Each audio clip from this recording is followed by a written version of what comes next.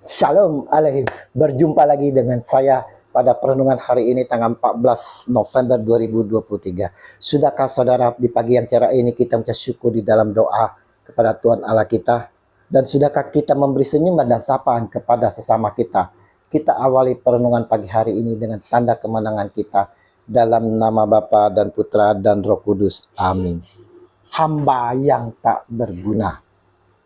Bacaan liturgi hari ini diambil dari kitab Kebijaksanaan 2 ayat 23 sampai dengan bab 3 ayat 9 dan Injil Lukas 17 ayat 7 sampai dengan 10. Saudaraku yang terkasih, jujur saudara, jujur kita sering tak menyadari akan identitas kita. Bahkan kita tak tahu siapa sesungguhnya kita ini. Atau memang kita tak mau tahu saudara.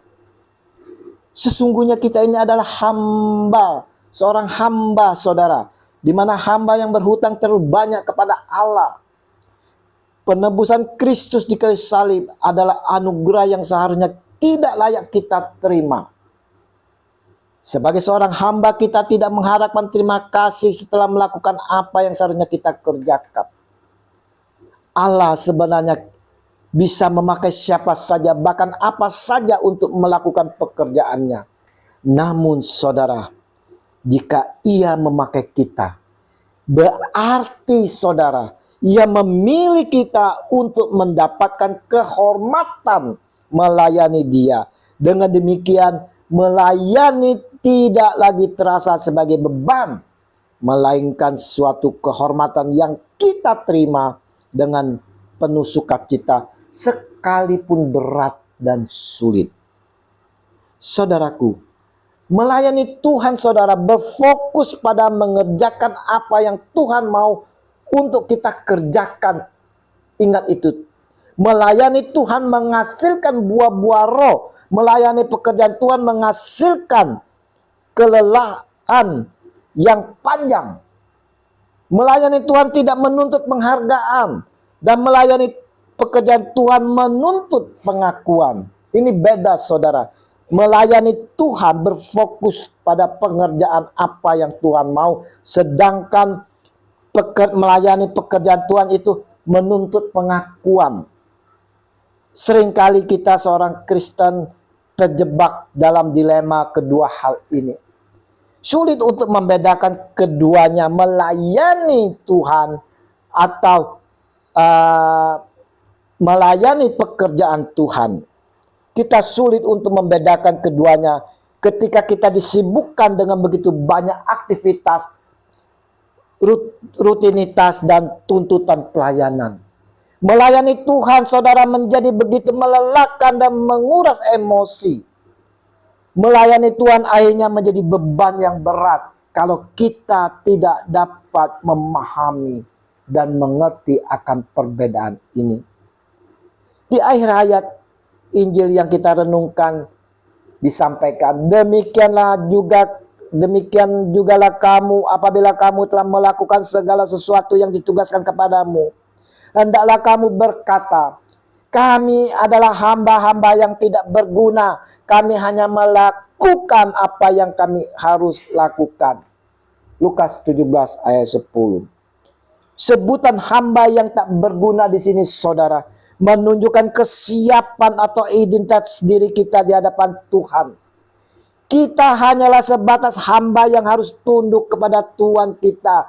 Menjadi hamba Tuhan adalah sebutan bagi kita semua, yaitu orang-orang yang percaya pada Yesus. Bahkan saudara, kini telah menjadi sebutan khusus bagi pelayan Tuhan sepenuh waktu. Hamba Tuhan itu pengertiannya adalah seseorang yang dengan rela mengorbankan dirinya untuk menjadi hamba atau budak dari Tuhan. Dia tidak mendapat gaji atau upah secara duniawi, dan jika dia adalah pendeta maka dia hanya hidup dari pemberitaan firman Tuhan melalui persembahan umat Tuhan. Dia tidak memperhatikan kepentingan diri sendiri, sebab hanya Tuhanlah semata-mata tujuan hidupnya. Dia bekerja tidak kenal lelah. Itulah hamba yang tak berguna. Arti sebenarnya hamba itu adalah budak, saudara. Yaitu seorang yang sudah tidak punya hak atas dirinya lagi. Sebab dia telah dibeli atau ditawan oleh orang lain. Dia tidak punya hak apa-apa atas dirinya sendiri, tapi hanya punya kewajiban belaka. Dia tidak diberi upah dalam bekerja, bisa diperjual dibelikan, bisa disakiti bahkan dibunuh tanpa ada yang protes. Bahkan anaknya pun bisa dijual kepada orang lain. Itulah seorang hamba atau budak dalam arti sebenarnya. Ayat yang menyatakan ini, hamba yang tak berguna, sungguh keras sekali, saudara. Apakah Yesus benar-benar menginginkan kita untuk merasakan sebagai hamba yang tidak berguna, tidak berarti? Tentu bukan begitu, saudara. Allah menciptakan kita dalam kasih dan Ia sendiri melihat kita sungguh amat baik. Kita dapat melihat di dalam kitab Kejadian 1 ayat 31. Yesus memberikan perumpamaan ini sebagai potret seorang hamba yang begitu berdedikasi kepada tuannya dan mencintai tuannya itu dengan sangat mendalam. Sehingga dia melayani dan sungguh menghormati. Hamba ini tidak puas dengan hanya melakukan persyaratan minimum tugas pekerjaannya, tetapi dia ikhlas untuk membuang segalanya demi menyenangkan tuannya. Di sini saudara, Yesus mau menyampaikan kepada kita sekalian agar dapat menjadi hamba yang berguna dan dapat menjadi berkat bagi orang lain. Tentunya harus memiliki ciri-ciri seperti yang dikehendaki oleh Tuhan Yesus. Apa ciri-cirinya, saudara? Ada 3 di sini yang ingin saya sampaikan. Yang pertama, seorang hamba tidak mengharapkan penghargaan atau pujian. Tidak sedikit kita melihat hamba-hamba Tuhan, saudara, para pekerja gereja, pelayan Tuhan mengejar puji-pujian, tepuk tangan, sorak-sorai, dan segala penghargaan. Kita harus menjauhi dari semuanya itu, saudara. Kita mau melayani Tuhan kita, yaitu Tuhan Allah, sebagai hamba yang berkenan di mata Tuhan. Bukan karena kesenangan orang banyak. Biarlah pujian, hormat, dan kemuliaan hanya bagi Tuhan Allah sebagai Tuhan kita. Ciri yang kedua, saudara, sebagai seorang hamba tidak mengharapkan ucapan terima kasih, saudara. Adakah ia berterima kasih kepada hamba itu karena hamba itu telah melakukan apa yang ditugaskan kepadanya? Lukas 17 ayat 9. Sebagai hamba, melaksanakan tugas yang diberikan merupakan tanggung jawab dan kehormatan. Kesempatan untuk melaksanakan tugas adalah kehormatan yang diberikan Tuhan, bahkan melampaui ucapan terima kasih. Jadi saudara, di sini saudara, kita tidak memerlukan ucapan terima kasih atas apa yang telah kita layani terhadap Tuhan.